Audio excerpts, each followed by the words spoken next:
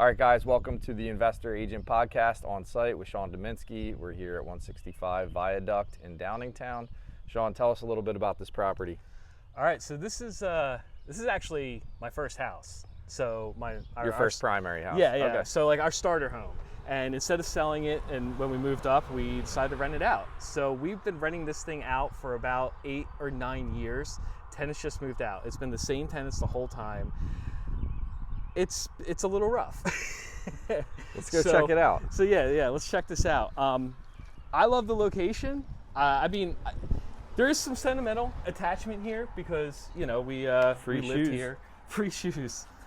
That will be going on Facebook at some point. So if anyone wants some shoes. So the question here is, like, I got this house. It's not in great shape. There's definitely some stuff that needs to be done. Some things that need to be renovated. I've actually already started the process of cleaning it. So like this is actually better than it was maybe a couple weeks ago or so. But I guess the question is kind of like, my big question is, do I rent it out? Do I renovate it? Rent it out again? Do I sell it? Who do I sell it to? And those are kind of the thought processes. So. Yeah, I think we all kind of get stuck in that sometimes when we're like, we look at what we could potentially sell something for versus rent it. And one of the things that I always suggest for people, number one, is go back and review your long-term goals. Because if it's in alignment with your long-term goals to have rental properties, I would say hold on to it. If you don't want to be a landlord and you've had some tenant issues and troubles along your way, sometimes you get fed up with it. And but in terms of what makes sense from a financial standpoint, if it's going to cash flow. And then the other question is, if you sold it and you were going to walk away with money, how much taxes are you going to pay? Right. And then what can you redeploy that into? So if you could take that money and get a higher return on another property, then sometimes it does make sense to sell. So I don't think that it's the old attorney answer. It depends. Yeah. But those are the questions that I would ask yourself and say, do I want to hold rentals long term, or do I want to put this money somewhere else? And am I okay paying the taxes? Yeah. If you sell it and the money sits in the bank and you do nothing with it, it's probably not that great of an investment. Long term, if you hold this, you can refinance it. You could 1031 it into something bigger. So the game is, accumulate when we're younger, maximize, and then preservation, and become more passive over time. Rental properties is not always very passive. As you can see, because you have to come in and update everything. Oh yeah, so, and that's, let's get into that. I mean, let's walk through and kind here. of get an idea of how much you think you put into it to rent it versus how much you'd have to put into it to flip it. So I got a quote from a contractor, basically at the very least. So there's some actual construction stuff that would be done. That was me, by the way. So I was just very curious. And when we bought the place, we were curious. When we lived here, I was curious. And when they moved out, I was like, I'm going to do it. I'm going to see what's underneath there. But so there's some actual stuff like carpentry work that needs to be done. This is, I think, the result of just spillage in the bathroom. I don't think it's a leaky pipe. And then the kitchen needs probably completely redone. So floors, paint, carpet, Right. So if I was to do if you're going to rent it, you could probably work with some of the floors and just patch them up. Otherwise, if you're going to flip it, you probably want to. Well, and that's the thing. It's like I'm trying to figure out. So I think to get this back into rentable condition, I think 50 grand is probably. I think that's maybe ambitious. But I think if I really tighten up, because I'm not doing the kitchen and the bath. That's the main expenses. I could probably paint. I could probably prep and paint. Maybe do some of the floors. 50? I think 50. I think that's high. You think that's high? Yeah. I mean, on something this size, we would probably honestly budget almost half of that to clean it up for rental. Okay. For a flip, and you're doing the kitchen, the bathrooms. I don't know about the HVAC or the windows and the roof. But those are the things that could really add up, and you could easily go 50, 75. Right. So what would you keep in this kitchen here? Is it just blank slate it, or? Yeah, I mean, I would probably do obviously paint. I like to do new appliances. The appliances look old. And they are, yeah. So even if you spend a lot of money having someone clean them, they're still going to be old and dingy. Mm-hmm. New appliances, I would probably, make sure obviously the drawers are fixed and everything, but new countertops, new appliances, potentially even paint the cabinets. Okay. Just to give it a fresh look. A lot of people do like white cabinets, quartz countertops, gray floors, kind of grayish, yeah, paint on the walls, and it's very neutral and clean. And I think that's what people are mostly looking for. I wouldn't change the layout too much, just because then you're replacing the cabinets, you're messing with the plumbing, potentially electric. Just keep the layout, and even though it's not ideal, you don't really have much overhead, so maybe add a couple overhead cabinets right there. Yeah, the key is not make it what you want and just make it neutral. Right. And clean. Clean is the key. Tenants, they don't want to think about moving into someone else's house that was lived in. So if everything looks fresh and new. Well, and that's the thing. For me, it's just like a lot of little things that need to be done. Yeah. So something like these upstairs rooms, and we've, it's interesting. I mean, it's just I feel like a couple hours of really scrubbing things down would bring it back to where it was, but at the same time, you still have the plaster and lath walls, and the floors probably still need to be replaced. And this looked great when it was in good shape.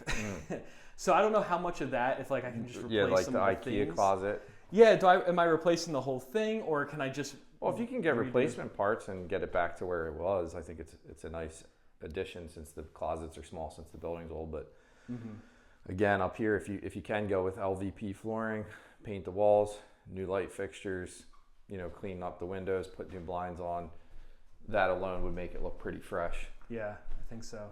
What's your thought on ceiling fans? I've had people say just get rid of them. I like ceiling fans, but for rental properties that something could break. The other thing is, I'm 6 foot. It's a little low for me in here. Obviously, the bed might be there, but I would, in this particular room, I would just do a flush mount light. So you have two bedrooms on this floor, and then you have a finished attic. Yeah. So, and that was another thing I was talking about before, where it's what is this thing? We can check it out real quick. The whole bathroom needs to be redone. I don't know if that. Yeah, obviously I would redo that entire bathroom, just gut that completely. When I bought the house, I got up to this step, and I was like, oh, and there's a third bedroom. This is awesome. And then I went down and I made an offer. Yeah. And then when I moved in, I was like, oh crap. Yeah. Yeah, it's definitely not technically a bedroom. It's a finished attic. From an appraisal standpoint, and then I think from the township standpoint, you could double check with the borough, but I don't think they would allow for that to be considered a bedroom. I think they'll want it to be used as like an office or something. Office or bonus room. Yeah, it's I feel like it's better that way. I mean, obviously, if you're selling, you want to just inflate everything and exaggerate everything and make it sound like the best thing in the world. But once someone walks through here, they're going to be like, okay, it's not a 3-bedroom house. No, it's it's a 2-bedroom with a finished attic. Yeah, and for renting, I realize also it's not necessarily. I don't even know if it'd be in my benefit to try to make that into a bedroom. Yeah.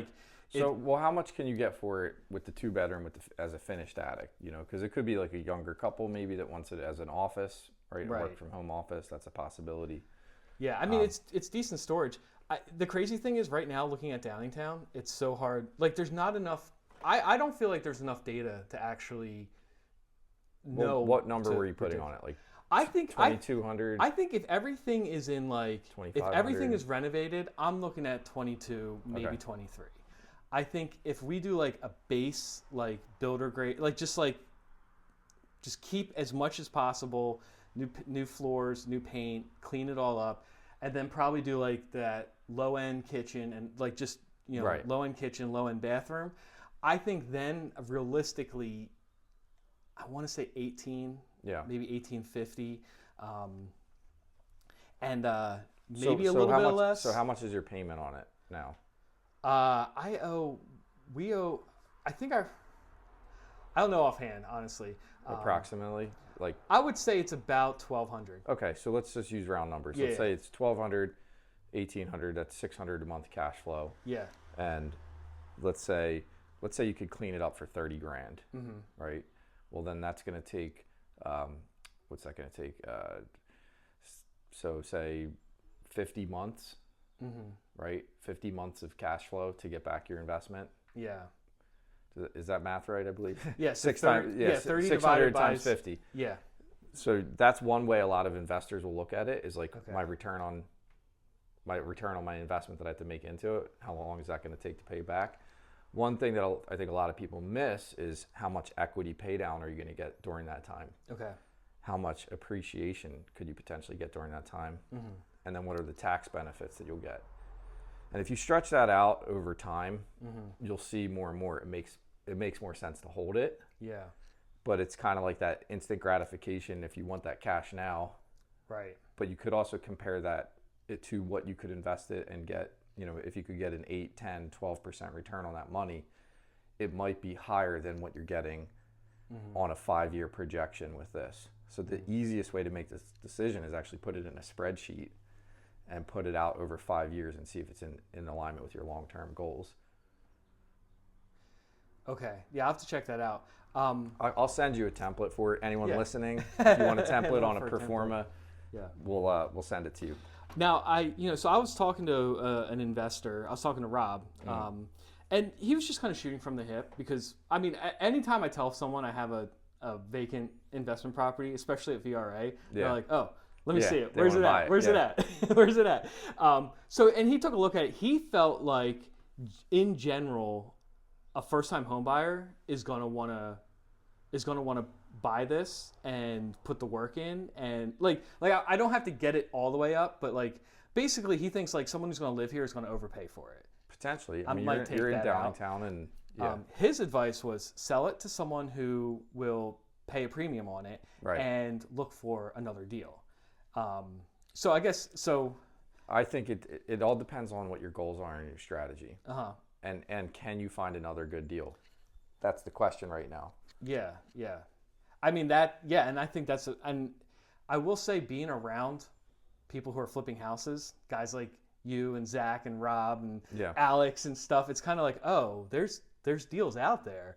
Whereas like you feel like these are like lightning strikes. Like, oh, this guy got lucky. They jumped on something. So that's where it's kind of like, okay, does it make more sense to kind of get out there and hunt down a deal or keep what I have? You know what I mean? So how much do you think you could sell it for? I think if I just if an investor walked in and made an offer, I think the offers would be around I don't know. I think I can get around 210. You said. I was going to say 225. 225. Is it worth fixed up? I think fixed up we're around 3. Around 3. I think at 225, someone has some potential sweat equity in it. I think as long as they keep their costs down on the renovations, but they're getting into the area at a lower cost. I think so. Okay. So, and what do you owe on it approximately? 125. 125. So let's just assume 10,000 in closing costs. Could be a lot more with commissions, but let's just assume somewhere around there, right? Not a lot more, but let's say you walk with 90,000, right? Yeah. Basically. So if you could get a 10% return on that 90,000, that would be approximately 900. Well, no, it's a little less than that because it would be 9,000 per year divided by 12. It's like what, $787 or something. I don't know. Yeah. Not doing that math here, but compared to the 600 a month cash flow, right? That could be where you could have that as a threshold. But again, that's not including any appreciation or equity pay down. Right. So you want to calculate that in. To me, it's all math. And then again, there's a little bit of future telling too, because potentially you don't know what the appreciation will be. Well, so from when we bought it until now, it's appreciated 100%. Right. Which is a lot. It feels like a lot to have a place double. I mean, we bought this for 125. I guess part of me is kind of like, well, how much more can Downingtown appreciate? And it's, I mean, I don't know. Like, do you look at? It's not based upon past performance. It's based upon supply and demand. And if you look at the current numbers, just look how many houses are listed and then how fast they're selling, there's still a shortage. There's more buyers than there are sellers. So I still anticipate a demand until that starts to switch around. Right. You know, we saw interest rates double, and we still saw prices climb. Yep. Think about that. we saw the cost of payments double, and in this area where we're at has still continued to climb. Because we've seen other markets like Florida start dropping, Texas, different markets that start dropping. Prices around here are staying stable, and if not, still climbing in certain areas where there's an undersupply. Right. And I would just look at that, and then I would also look at the fact that you're at the bottom 1/3 of the market in Downingtown. Might be and below there's nowhere to go, right? When you're at the bottom, there's nowhere else to go. Right. So because that's where the biggest demand is. All the guys that are filming this video here, they can't buy a house. Yeah, like they're looking at something like, which is the same position I was in 15 years ago. Yeah. So like it was like, hey, let's find the cheapest thing we can live in an area we want to be in. And I can literally I could go on for another hour on why this is like the best place to live in the entire world. You know. Yeah. And that's another like personal thing. You believe in the area. Yeah. So I think if in 10 years from now and you watch this video, you'd be like, damn, I wish I would have listened to Steve and I would have held this thing. If you sell it. Yeah. If you sell it, you're going to be happy now, but you won't be happy later. Yeah. So which one do you want? Makes sense. Because you can always also wait until you have a little more equity, or even if you renovate it and it appraises for 300, you could potentially pull out cash, through a line of credit or through a refi, and then redeploy that capital into another rental. Right. So you don't lose an asset. To me, if this is a cash flowing asset, I would hold it. It's a cash flowing asset in a good area, high demand for rent, high demand for sale. You can always sell it if you got in trouble and you had to. But if you don't need to, why would you sell it? Yeah. That's my take. Yeah. Cool. But I'm a buy and hold guy. Right. And I'm sure if I talked to a flipper, he would tell me all the reasons why you can get out. Like the flipper I talked to earlier, where it was like, hey, look, man, you could sell that and find another better deal and keep going. And here's my argument to that guy. Yeah. If the deal's good enough on the next one, you can find the money for that deal somewhere else. Right. Okay. You could use a hard money lender. So why trade an asset for a job? Because flipping is a job. And if you go back to Rich Dad, Poor Dad, Robert Kiyosaki philosophy, the wealthy work for assets, right, and the poor people work for money. Yeah. Right. Essentially, that's the distinguishing factor. You have an asset, don't go backwards. All right, cool. That's my take. If he sells it, you guys have the proof, and then we'll look back 5 years from now and say, okay, now it's worth $375. Damn, I should have kept it. Oh, and then 10 years, it's going to be $550, and you're going to say, why didn't I keep that thing? Because it would have been almost paid off. Yeah, it's scary. Yeah, I mean, it's just scary to think that someday something like this would be $500,000, but that says more about our dollar than that's a whole nother episode. Yeah, that's a whole nother episode. I'm gonna cut that out anyway. So, cool. Well, thanks a lot, man. I really appreciate it. Yeah, thank you, Sean.